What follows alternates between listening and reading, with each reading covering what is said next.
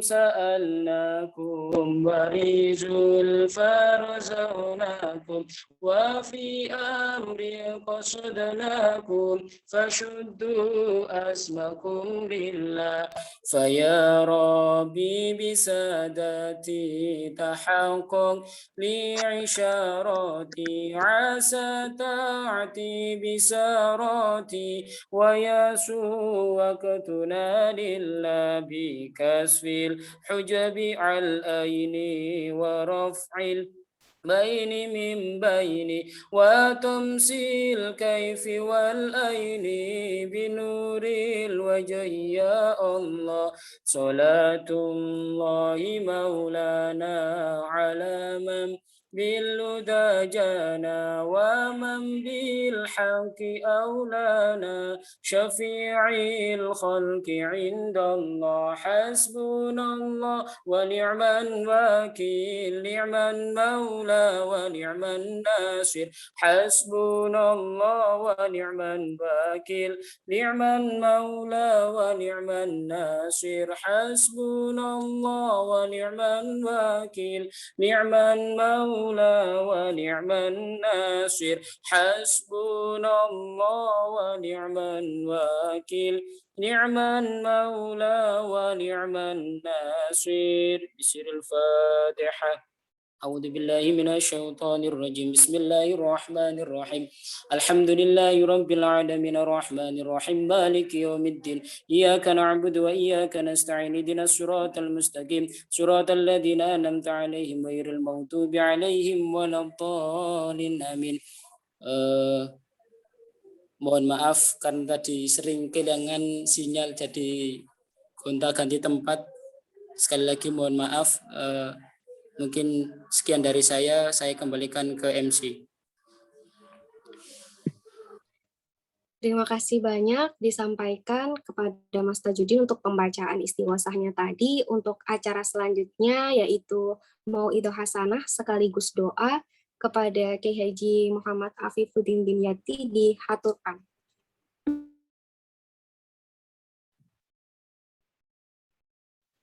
Assalamualaikum warahmatullahi wabarakatuh. Waalaikumsalam warahmatullahi wabarakatuh. Bismillahirrahmanirrahim. Alhamdulillah alladzi jama'ana fi hadzal barnamij bi sihhatin wa afiyah. Wassalatu wassalamu ala habibina Mustafa Sayyidina Muhammad al-Mujtaba wa ala alihi ahlil wafa'i wat tuqa. Amma ba'du, anak-anakku semua, santri atau alumni Pondok Pesantren Darul Ulum, yang saya banggakan pada saat ini penyelenggara adalah Ikalum Bogor, keluarga alumni Pondok Pesantren Darul Ulum yang ada di Bogor, juga perwakilan-perwakilan dari IMADU yang ada di berbagai daerah ataupun Ikabdar. Alhamdulillah pada malam hari ini kita ditakdirkan untuk bisa bermuajahah melalui layar HP atau layar komputer untuk bisa bersilaturahmi secara virtual dalam keadaan sehat walafiat. Salawat dan salam tetap kita haturkan kepada junjungan kita Nabi Muhammad Sallallahu Alaihi Wasallam. Pada kesempatan kali ini saya ingin menyampaikan, ini bisa dianggap sebagai saran atau pesan ya, selaku salah satu dari Majelis Pimpinan Pondok Pesantren Darul Ulum kepada para alumni, bahwa Pondok Pesantren Darul Ulum sejak awal selalu menggabungkan antara hati dan pikiran, antara hati dan akal. Kita dididik di Pondok Pesantren Darul Ulum untuk senantiasa berotak London dan berhati Masjidil Haram. Artinya ada perpaduan antara pendidikan yang sifatnya nalar dan juga pendidikan yang sifatnya adalah spiritual. Oleh karena itu, dalam hal ini saya mengingatkan kembali ada 3 hal yang harus menjadi perhatian kita bersama. Yang pertama adalah zikrullah, zikir kepada Allah. Tentu zikir yang paling besar, yang paling utama adalah as-sholat atau sholat. Jadi kita, para santri, para alumni, dimanapun berada, di kampus ataupun yang sudah bekerja di mana-mana, jangan sampai kita melupakan sholat. Karena sholat kita itu ada kalanya menjadi dakwah bagi teman-teman kita di kantor, di kampus, yang mungkin saja teman-teman kita itu termasuk orang-orang yang enggan melaksanakan sholat, melihat kita sholat, lalu mereka ingin sholat. Ini adalah dakwah bilhal yang sangat mudah dan sangat murah dan sangat gampang kita laksanakan. Dimanapun, di perkantoran, di pabrik, di instansi manapun, jangan lupakan sholat. Dan khusus untuk sholat ini, bagi para alumni yang masih aktif di kampus, saya mengajak semuanya untuk meramaikan masjid. Kita harus kembali ke masjid. Acara-acara yang bisa diadakan di masjid, mari kita laksanakan di masjid. Jangan tinggalkan masjid, jangan memilih acara di rumah atau di kos-kosan, tapi sebaiknya acara di masjid. Kenapa? Ini adalah syiar. Kita perlu mensyiarkan kebaikan-kebaikan, kita perlu mensyiarkan ajaran-ajaran yang telah kita laksanakan sejak lama, istighosah misalnya, ini bisa kita laksanakan di masjid. Jadi saya mengingatkan kembali yang sudah lama meninggalkan masjid, aktivitas ibadahnya di kos-kosan, mari kita kembali ke masjid, meramaikan kembali masjid itu. Ini ada hubungannya juga dengan perhatian kita kepada penyelewengan penggunaan masjid yang dianggap sebagai salah satu tempat maraknya ajaran-ajaran radikalisme. Dan itu yang menjadi tanggung jawab kita bersama, santri-santri dari Pondok Pesantren Darul Ulum yang rata-rata kuliahnya di universitas-universitas umum. Ya. Kalau di kampus-kampus UIN, IAIN, saya yakin sudah banyak alumni pesantren yang di situ. Tapi kalau di kampus-kampus seperti ITB, IPB, UI, maka alumni Darul Ulum yang paling banyak yang bisa mendominasi, yang bisa mewarnai mereka, para mahasiswa yang bukan dari kalangan pesantren. Ini tugas kalian semuanya. Jadi dakwah bilhal, dakwah dengan perbuatan. Yang kedua dari zikir itu adalah qiraatul Quran. Jadi baca Al-Quran itu tetap harus menjadi aktivitas kita. Di Pondok Pesantren Darul Ulum, kita selalu dibiasakan untuk membaca Al-Quran setelah sholat subuh. Itu harus menjadi kebiasaan kita. Dimanapun berada, jangan pernah melalaikan Al-Quran meskipun hanya 1 halaman setiap hari. Kita jangan merasa bahwa Al-Quran akan menghabiskan waktu kita. Tapi kita harus yakin bahwa dengan membaca Al-Quran, waktu semakin luang, waktu semakin lapang, waktu semakin luas. Dan ini sudah dibuktikan oleh banyak ulama, banyak orang membuktikan hal ini. Membaca Al-Quran 1 juz membutuhkan waktu setengah jam. Pada seperti itu seakan-akan mengurangi waktu kita, tapi pada hakikatnya itu menambah waktu kita berjam-jam. Sehingga yang kegiatan-kegiatan yang mestinya selesai dalam 3 jam, berkat dari membaca Al-Quran setengah jam, bisa selesai 1 jam. Sehingga kita kelebihan waktu 1,5 jam. Ini banyak yang mengalami seperti ini. Maka jangan lupakan keberkahan yang diberikan oleh Al-Quran. Jangan sekali-kali kalau aku membaca Al-Quran, saya akan kehilangan waktu. Jangan. Baliklah pemikiran itu, kalau saya membaca Al-Quran, maka waktuku akan menjadi berkah. Waktu berkaitannya waktu sempit bisa menyelesaikan banyak kegiatan, bisa menyelesaikan banyak hal yang diinginkan. Itulah keberkahan waktu, dan saya yakin sekali Al-Quran akan memberikan itu. Ini ya, zikir yang kedua yang harus kita jalankan. Yang ketiga adalah istighosah. Istighosah yang tadi dibaca, ini adalah wirid-wirid yang telah ditirakati oleh penyusun, yaitu Mbah Romli. Jadi Mbah Romli dulu puasa bertahun-tahun untuk menyusun istighosah. Dan ini tidak bisa diremehkan. Banyak sekali doa-doa di situ yang bisa membantu kita. Saya ambil contoh 2 saja yang paling penting di situ. Apa? Yang pertama adalah doa Allahumma sholli ala sayyidina Muhammad qad hilati adzikri ya Rasulullah. Ini adalah doa yang sangat luar biasa yang jika kita baca dalam waktu yang agak lama ya, dengan bilangan yang tidak terhingga misalnya, maka ini bisa memberikan banyak solusi dari permasalahan-permasalahan yang kita hadapi. Tentu saja bi barakatis sholati ala Rasulillah, berkah dari sholawat kepada panjang Nabi. Ini contoh satu saja. Yang kedua adalah bacaan hasantukum bil hayyil qayyumil ladzi la yamutu abada. Wa dafa'tu ankumus su'a bi alfi alfi la haula wala quwata illa billah. Ini adalah doa yang bukan sembarangan. Ini adalah doa kalau dalam bahasa kita itu adalah doa untuk menahan ain, ya. Untuk menolak ain. Apa sih ain itu? Ain itu adalah pandangan-pandangan manusia yang membawa masalah, yang membawa penyakit lah, membawa bencana bagi orang yang dipandang. Karena manusia itu terkadang kagum, itu bisa menyebabkan ain. Kalian semua melihat seseorang dengan kekaguman, maka orang yang dikagumi itu bisa menjadi celaka. Karena kekaguman dari orang-orang yang kagum. Itu namanya ain mu'jabah. Kita memuji seorang perempuan karena cantik, besoknya sudah berjerawat misalnya. Besoknya sudah sakit. Kenapa? Ini karena pujian-pujian itu. Kita bisa melihat kisah dalam Al-Quran, ya. Ada seorang pemilik kebun yang melihat kebunnya, lalu yakin sekali bahwa besok akan panen. Ma'adunnu antabida hadihi abada, dalam surat Al-Kahfi. Saya yakin ini nggak akan rusak ini kebun saya. Diingatkan oleh saudaranya. Laula iddakhalta jannataka qulta masya Allah la quwata illa billah. Kenapa kamu nggak mengatakan masya Allah la quwata illa billah ketika masuk kebun itu?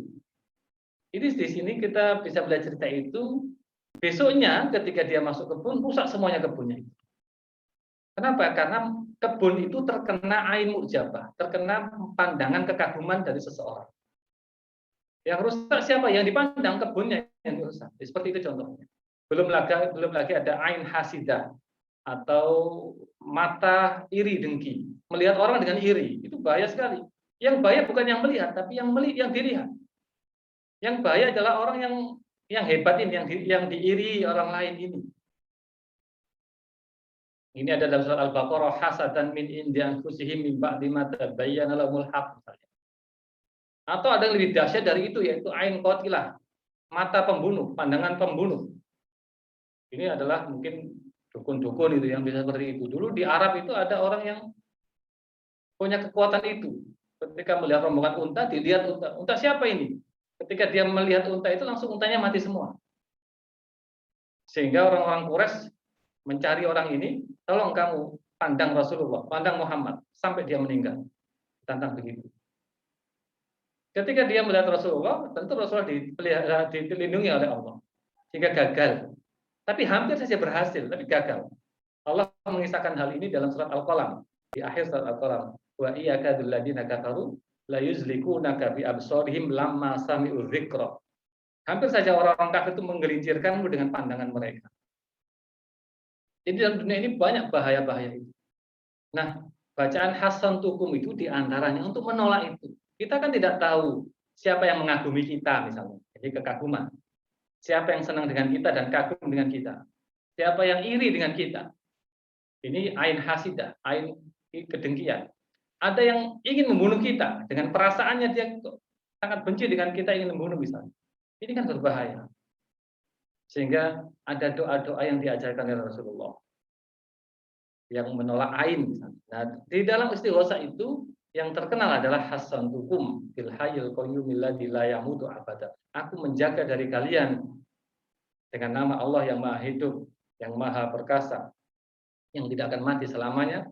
Bi alfi alfi la haula wala quwata illa billah, dengan serjuta la haula wala quwata illa billah. Ini contoh ya beberapa doa di dalam istighosa yang bisa menjadi pegangan kita secara khas, secara istimewa. Ya Allah ya Qadim misalnya, ini adalah amalan-amalan yang sering diamalkan oleh Mbah Romli kalau ada hal-hal yang diinginkan.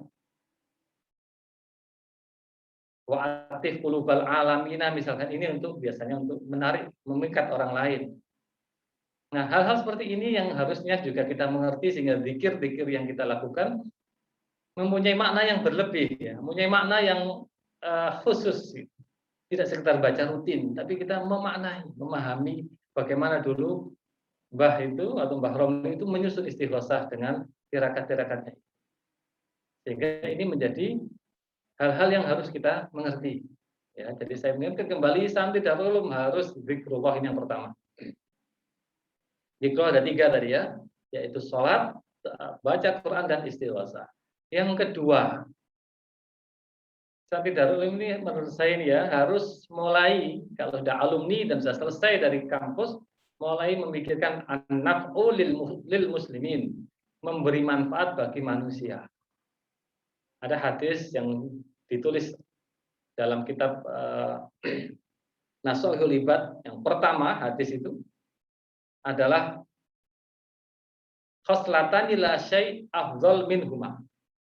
Ada 2 hal yang enggak ada lebih baik darinya, yaitu al-iman billah wa naf'u lil muslimin, memberi manfaat bagi umat Islam. Nah, ini sangat sejalan dengan pesan para leluhur, para sesepuh, para muassis pondok pesantren Darul Ulum. Khairun nas anfa'uhum linnas. Itu di mana-mana kan ada di pondok pesantren Darul Ulum tulisannya. Sebaik-baik manusia adalah yang bermanfaat bagi manusia yang lain. Maka sekarang yang sudah selesai dari kuliahnya sudah selesai, atau masih kuliah tapi tinggal sedikit ya, tinggal menunggu wisuda saja, mari sudah mulai memikirkan apa yang bisa saya berikan kepada umat. Jangan berpikir apa yang harus saya dapatkan dari umat. Kita tidak boleh berpikir demikian. Tidak usah mikir modal kuliah dulu berapa. Semua itu adalah pemberian Allah. Tidak usah kita hitung. Yang harus kita hitung sekarang adalah apa yang bisa saya berikan kepada umat Rasulullah ini. Apa yang bisa saya berikan kepada umat Nabi Muhammad. Apa yang bisa saya berikan kepada makhluk-makhluk Allah di muka bumi ini.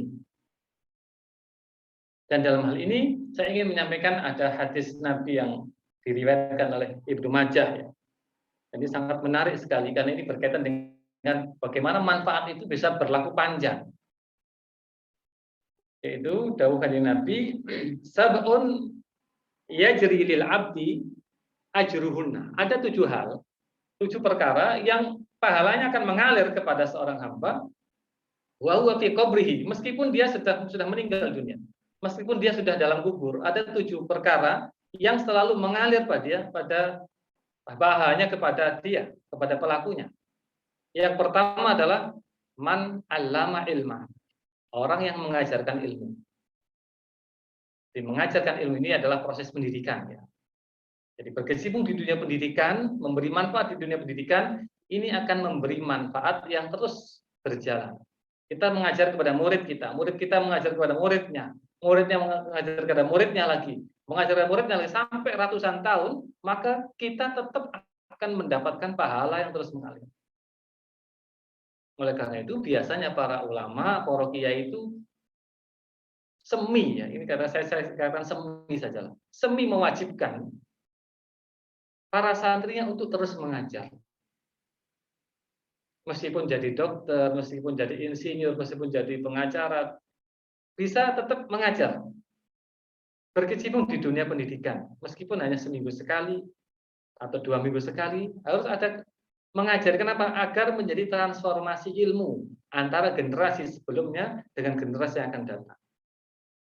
Ketika ilmu itu terus berkembang, maka al-fadlu atau keutamaan itu akan kembali ke atasnya. Atasnya nanti kembali ke atasnya lagi sampai ya batas Rasulullah.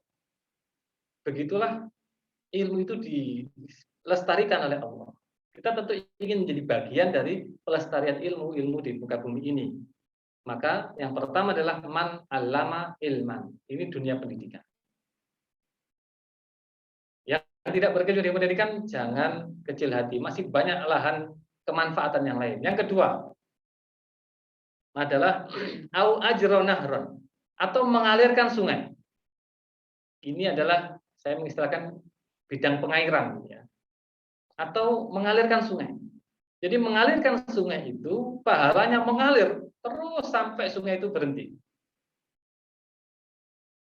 Jadi kita bisa membuka area-area irigasi misalnya di daerah masing-masing atau menyalurkan melalui pipa-pipa. Kalau niatnya ikhlas itu tetap akan mendapatkan pahala selama air itu mengalir. Kita jangan ragu dengan hal itu. Jadi yang misalkan tidak berkecimpung di dunia pendidikan, kita bisa memilih di dunia yang ada pahala seperti ini.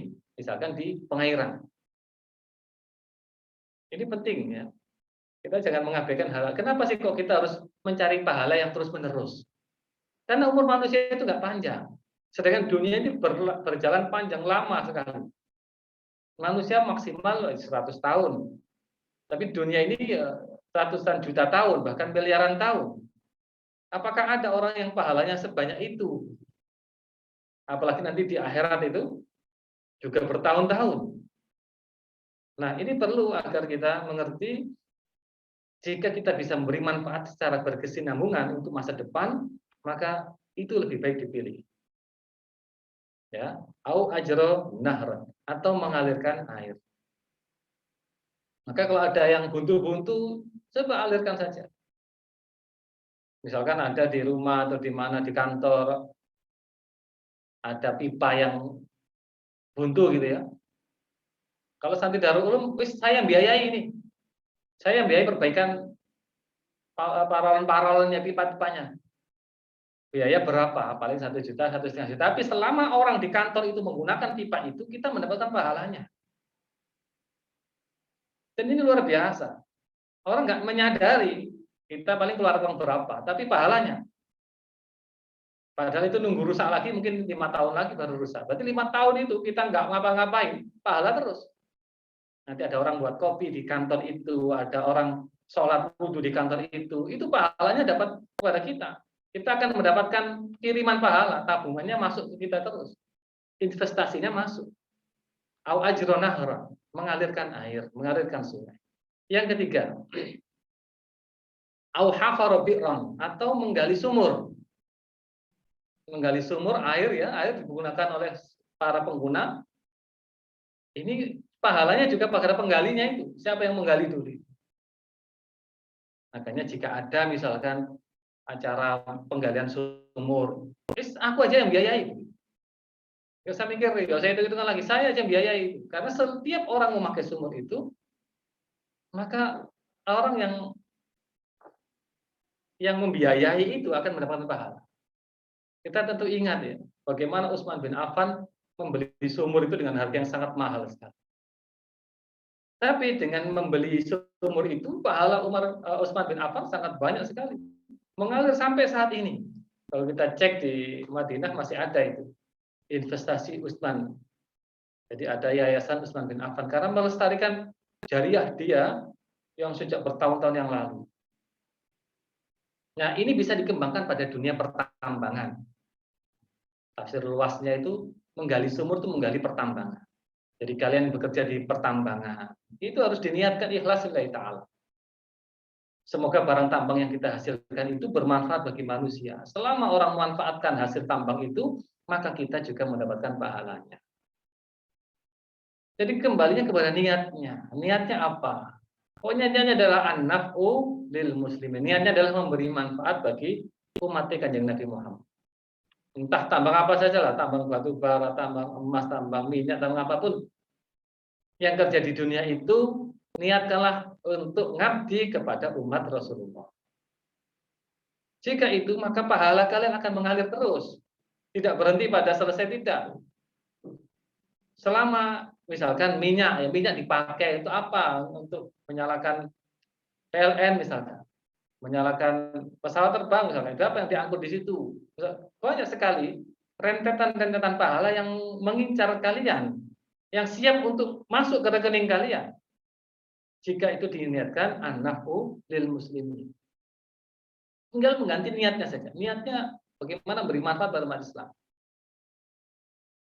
Jangan niatnya yang penting saya dapat kerja, saya tidak, kurang luas ya. Niatnya diluaskan lagi.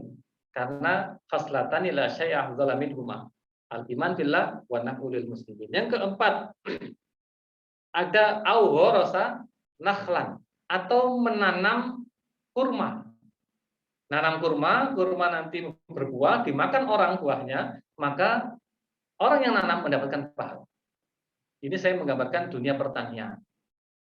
Kalian semua yang sudah bekerja di dunia pertanian, IPB ya biasanya itu lebih cocok ke sana.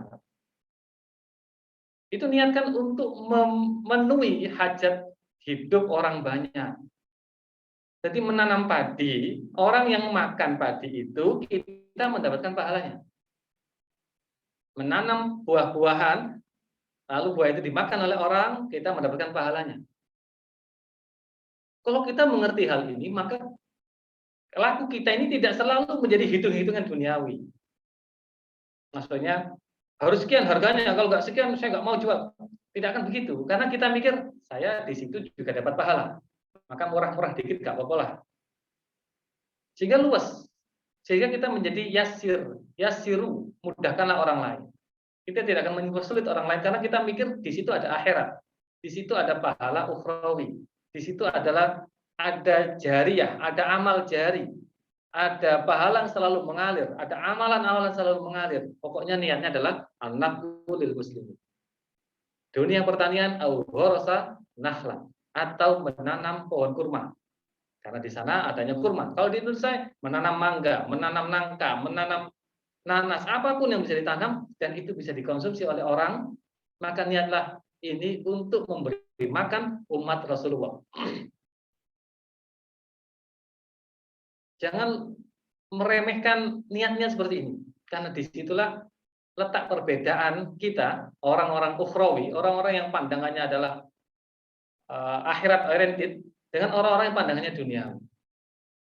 Jadi apapun itu kalau diniati akhirat, sehingga dunia menjadi ringan, menjadi kecil. Hitung-hitungan dunia itu nggak akan banyak membebani kita. Itu memang seakan-akan nanti kita akan rugi dan sebagainya. Tidak akan rugi. Percayalah ya, kalian tidak akan rugi kalau berpikir demikian. Minimal yang pasti kalian dapat adalah ketenangan batin dan kebahagiaan. Itu pasti sekali. Kalian akan senang, misalkan kalian di pertanian. Senang melihat orang makan nasi, itu kalian senang. Alhamdulillah, itu makan hasil dari apa yang kami tanam. Misalkan kalian menanam sayur mayur, pertanian sayuran, atau perkebunan, gula misalkan, tebu ya. Kalian melihat orang makan gula, beli gula itu kalian senang. Ya Allah, ini adalah hasil kami yang kami tanam untuk umatmu. Ini penting sekali untuk menjadi acuan kita di dalam beramal. Yang kelima ya, au bana masjidan, atau membangun masjid. Orang yang membangun masjid itu nggak akan hilang pahalanya. Selama masjid itu dipakai orang sholat, ada jutaan orang sholat di situ, maka yang bangun masjid mendapatkan pahala. Ini apa? Ini dunia pembangunan, teknik sipil pembangunan, arsitek dan sebagainya itu bermain di situ. Jadi kalian yang bekerja di dunia teknik pembangunan, ya, niatkanlah itu untuk umat Rasulullah. Memang Nabi mengatakan itu adalah masjid. Tetapi yang memberi manfaat tidak hanya masjid. Jalan raya misalnya. Orang yang bangun jalan raya, setiap hari ada orang lewat di situ. Berapa manfaat yang dia berikan? Lalu orang yang jalan di situ senang, alhamdulillah jalannya enak. Itu yang bangun dapat pahala. Yang menginisiatif dapat pahala. Yang tukangnya kuliah dapat pahala. Allah tidak akan bangkrut memberi pahala semua orang yang membangun. Tidak akan bangkrut. Allah juga tidak akan hitung-hitungan memberi pahala pada orang. Asalkan niatnya adalah lillahi ta'ala lil ummah al-islamiyah. Untuk orang-orang muslim. Oh, yang pakai non-muslim ya itu urusan lain. Pokoknya saya niatnya itu lil muslimin. Kalau mau pakai non-muslim ya itu urusan yang lain. Jangan dipikirkan ke sana. Yang penting saya niatnya untuk anak lil muslimin. Memberi manfaat bagi umat Islam. Pembangunan apapun. Kalian bangunkan rumah orang. Kalian misalkan pemborong, bangunkan rumah orang, arsitek, gambarkan rumah orang. Niatkan, ini rumahnya nanti akan dipakai orang ini untuk sholat. Akan dipakai orang ini untuk beribadah, mendekat kepadamu ya Allah. Dipakai oleh orang ini untuk berzikir, untuk membangun rumah tangga. Jangan dipikir membangun rumah tangga itu nggak ada pahalanya ya. Karena guyonan seorang wanita dengan suaminya, guyonan seorang suami dengan istrinya, itu dzikir. Itu dzikrullah itu ya. Kalian jangan meremehkan ini. Karena ada hadis ini, saya sampaikan di sini ya. Kullu syai'in laisa min dzikrillah laibun walahun. illa ayyakuna arba. Semua hal itu yang bukan zikir itu dianggap sendagura oleh Allah. Kecuali 4. Apa 4 itu? 1, muda abadur rajuli imra'atahu. Guyonan seorang suami pada istrinya. Itu dianggap zikir itu. Jadi kalau ada kita bangunkan rumah orang, di situ guyon antara keluarga anak dan bapak, guyon anak dan ibunya guyon, yang bangun dapat pahala. Karena itu dipakai zikir berarti. Jadi niatkan untuk itu. Ya. 4 tadi apa saya lanjutkan sedikit saja. 4 tadi apa yang dianggap selalu zikir itu adalah guyonan seorang suami dengan istrinya. Yang kedua adalah ta'dibur rajuli farasahu, melatih kuda. Kalau kita sekarang ini ya membenakna sepeda motor gitu ya. Dan dari sepeda motor itu termasuk zikir itu. Karena sepeda motor untuk bekerja, untuk jihad, untuk mencari uang yang halal. Memperbaiki mobil itu juga jihad, itu adalah zikir, itu termasuk zikir. Asalkan niatnya untuk ilah kalimatillah, bukan untuk maksiat ya. Kemudian berjalan di perang, di peperangan, masuk rajuli bainal gharadain. Yang keempat adalah taklim rajuli asibah, berarti renang. Itu termasuk zikir, dianggap zikir itu. Tidak dianggap sendagura oleh Allah. Jadi kalau kalian mau santai-santai ya renang sajalah. Di kolam renang itu tidak dianggap sendagura oleh Allah, itu dianggap zikir. Kan enak itu. Ya, ini saya kembali ke materi. Ya, saya kembali ke materi. Artinya orang yang bangun apapun, kita niatkan pembangunan itu dipakai oleh orang yang memesan, orang yang menempati rumah itu, kantor itu, atau bangunan itu sebagai sarana zikir kepada Allah. Sehingga kita bangun itu juga tidak percuma, tidak hanya dapat uang gitu maksud saya. Tapi ada pahala yang terus mengalir. Bangun kantor, ya misalkan, perkantoran, perhotelan. Niatnya ini hotelnya nanti untuk orang-orang yang mencari tempat tidur, orang-orang yang butuh penginapan, yang kerja keras, capek. Ini kan membantu orang. Untuk suami istri yang sedang bepergian jauh dari rumahnya harus nginap misalnya. Atau bangun apalagi jalan, jembatan, sekolahan, bahkan pabrik pun ya. Diniati ini pabriknya untuk memenuhi kebutuhan umat Islam. Maka dengan demikian kita berharap semoga masuk dalam kategori aubana masjidan itu atau bangun masjid. Jadi di sini lahan memberi manfaat kepada umat Islam bisa juga masuk melalui dunia teknik, dunia pembangunan. Yang keenam, awar rasa mushafan atau mewariskan mushaf. Kalian punya mushaf diberikan masjid. Selama mushaf itu ada, maka pahala kalian tetap selalu mengalir. Selama mushaf itu dipakai orang untuk ngaji, maka selalu mengalir. Ini dunia apa ini? Dunia percetakan. Ini bidang percetakan. Jika kalian memasuki bidang percetakan, niatkan seperti ini. Nyetak buku, niatkan ini buku bermanfaat bagi umat Islam. Nyetak buku tulis ini akan dipakai oleh murid-murid untuk belajar agama Islam. Kok nanti yang pakai bukan orang Islam, itu urusan jangan dipikir itu. Yang penting niat kita itu apa? Itu yang paling penting. Jadi banyak sekali sebenarnya lahan-lahan kemanfaatan bagi umat Islam. Dan saya yakin Darul Ulum itu gudangnya. Karena prinsip yang sering disampaikan oleh ayah saya ya. La tadkhul min babin wahid wadkhulu min abwabin mutafarriqah. Jangan masuk di satu pintu, masuk di berbagai pintu. Itu prinsip Darul Ulum. Mau agama ada di aliyah, mau umum ada di SMA. Mau kejuruan ada di STM, baik telkom maupun teknik. Ini contoh Darul Ulum ingin memenuhi kebutuhan masyarakat. Kita tidak usah membandingkan bagus mana. Semuanya adalah menjadi satu kesatuan hikmah kepada umat Islam. Yang terakhir di dalam anak ulil muslimin itu hadisnya adalah autaroka waladan yastaghfirulahu. Atau dia meninggalkan seorang anak yang senantiasa memintakan ampun untuknya. Ini bisa kita pahami apa? Kaderisasi. Kita bisa pahami kaderisasi. Kita mengkader orang-orang yang akan meneruskan kita dalam usaha yang kita rintis. Kalian merintis di dunia, misalkan konveksi pakaian. Apa tujuannya pakaian itu? Agar menutupi aurat umat Islam. Lalu kalian mengkader salah satu, bisa anak, bisa keponakan, bisa orang lain yang akan meneruskan usaha itu. Sehingga nanti akan tahu, oh ini yang dulu bangun siapa, yang bangun adalah salah satu di antara kalian. Diingat terus oleh generasi-generasi selanjutnya. Itu adalah autarokawal dan yastaghfirullah. Orang yang mengingat itu kan mesti akan menghargai jerih payah. Oh, dulu ini adalah yang bangun siapa, mbah siapa gitu. Pengingatan seperti itu adalah lisana sidqin fil akhirin ya.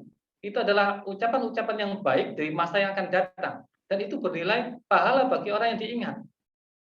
Meskipun tidak memintakan ampun pun misalnya generasi selanjutnya itu lalu tapi dia mengingat kitalah yang memulai bisnis ini. Kitalah yang mulai untuk merangkul semua karyawan itu memberikan kebutuhan mereka dengan gaji kita yang biayai.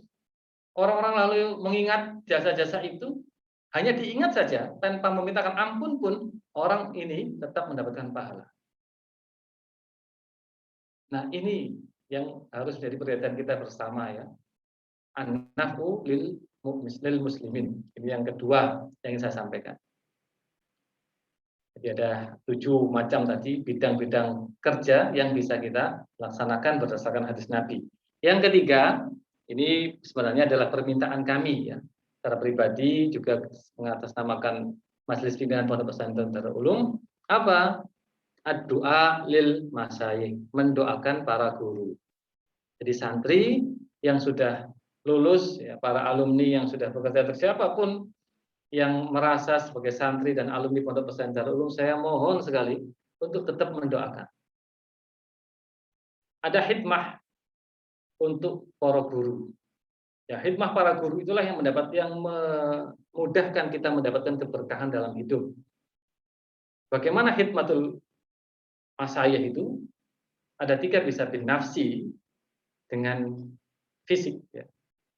Misalkan masang sandal seperti dulu kalian lakukan di pondok, atau membawakan bukunya guru, menatakan rumahnya, misalkan membersihkan pekarangannya, itu bin nafsi. Atau bil mal, dengan bantuan. Lampu mati di rumahnya guru, kalian belikan lampunya. Diam-diam maksudnya belikan lampu misalnya. Ini hikmah dengan harta. Yang ketiga adalah al-hikmah atau hikmatul masyayikh bid doa, dengan doa. Kenapa ini penting itu saya ingatkan? Karena sesungguhnya yang paling penting bagi murid itu bukan diingat gurunya, tapi bagaimana kalian mengingat guru kalian. Saya pribadi tidak pernah punya keinginan guru saya harus mengingat saya, tidak. Tapi saya harus mengingat guru saya terus. Kenapa? Karena guru itu yang diramut ya, yang dididik itu banyak sekali. Saya yakin sekali sekarang dosen-dosen saya di Al-Azhar, syekh-syekh saya, lupa semuanya dengan saya. Tapi saya tidak menganggap itu sebagai masalah, karena saya masih mengingat mereka. Mereka masih ada dalam hati saya. Setiap hari saya bacakan Fatihah, saya doakan mereka. Itu sudah cukup bagi saya. Tidak usah saya sudah lupa dengan saya ya, dosen saya itu. Tidak perlu begitu. Karena setiap hari, setiap tahun kan ganti murid. Setiap tahun 500 murid. Di Al-Azhar misalkan di satu kampus setiap tahun berapa ribu. Ya lupalah dengan murid-muridnya. Nah, yang penting adalah bagaimana murid bisa mengingat gurunya. Jadi kalian jangan merasa, oh kok Darul Ulum selalu ambil aku. Bisa mikir gitu. Karena guru-guru seperti kami ya, ini selalu mendoakan kalian. Meskipun tidak nyebut nama satu persatu, siapa sing eling. Setiap tahun 3.000 orang.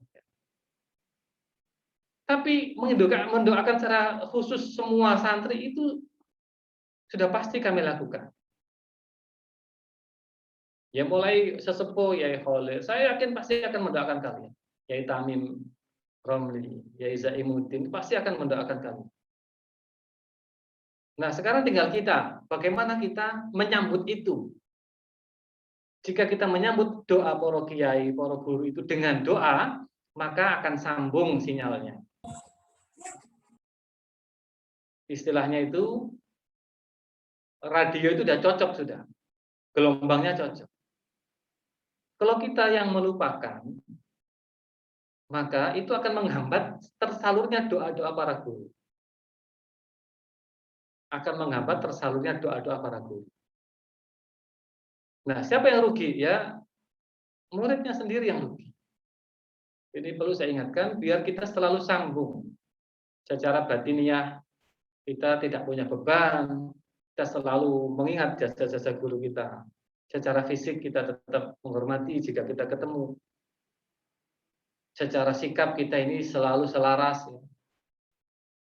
Sesuai dengan bagaimana yang menjadi prinsip Pondok Pesantren Darul Ulum. Nah, jika ini yang kita lakukan, insya Allah keberkahan akan segera mendatangi kalian.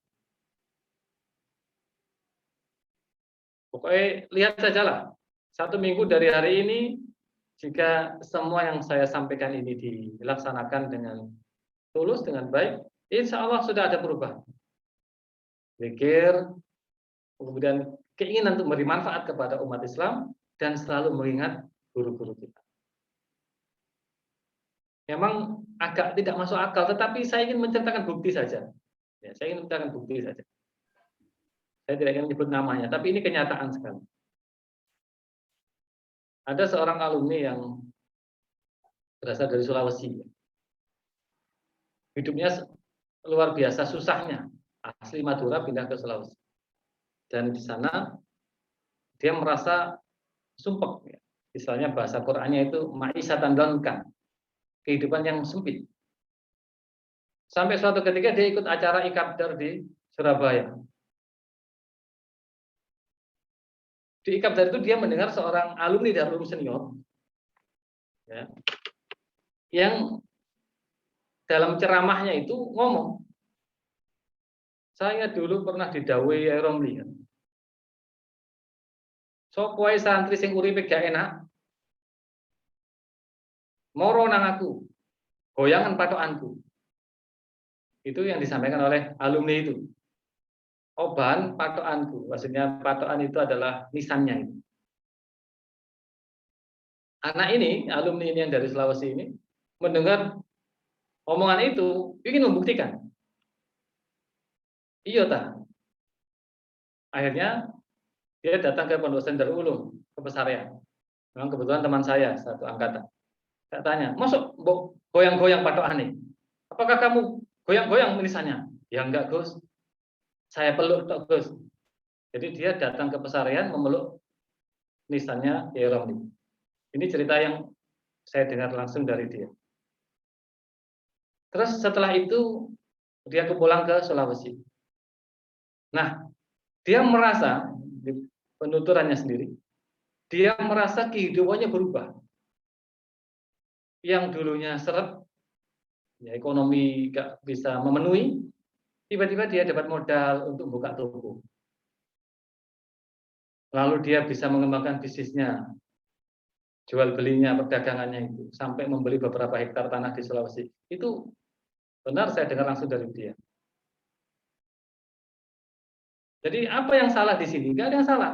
Yang salah adalah kenapa dia tidak dari sejak awal menghubungkan dirinya dengan para muassis, para pendiri dan pengasuh Pondok Pesantren Darul Ulum. Kok ngenteni gak enak dhisik uripe gitu. Kenapa harus menunggu hidup tidak enak baru datang ke Pondok Pesantren Darul Ulum minta doa dari para sesepuh, para leluhur. Nah, kalau kita sudah tahu rahasianya ke sana, maka sambungkanlah hati kalian ini dengan para guru, para leluhur, para muassis, ya, para pendiri, para guru, semua itu sambungkanlah hati kalian dengan mereka. Enggak usah angel-angel, 1 hari 1 kali Fatihah saja.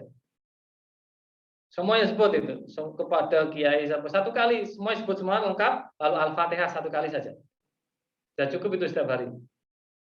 Tidak usah merepotkan diri. Nah, pokoknya itu saja sudah cukup. Itu tanda kita tetap sambung dengan para kiai, para guru-guru kita dan leluhur kita di Pondok Pesantren Darul Ulum. Ya, ini yang bisa saya sampaikan. Kurang lebihnya saya mohon maaf. Semoga bermanfaat bagi kita semuanya. Kesalahan ucap yang saya ucapkan, ya mohon maaf ya. Mungkin saya menyinggung beberapa orang atau beberapa karakter. Saya mohon maaf dan semoga semua alumni senantiasa mendapatkan kemudahan dari Allah Subhanahu wa taala dan sukses untuk senantiasa berkhidmah memberi manfaat kepada umat Rasulullah sallallahu alaihi wasallam. Terima kasih. Mohon maaf. Assalamualaikum warahmatullahi wabarakatuh. Al-Fatihah.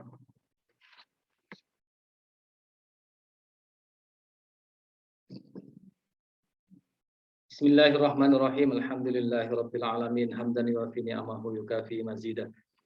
Ya Rabbana lakal hamdu kama yanbaghi li jalali wajhika wa 'azimi sultanik.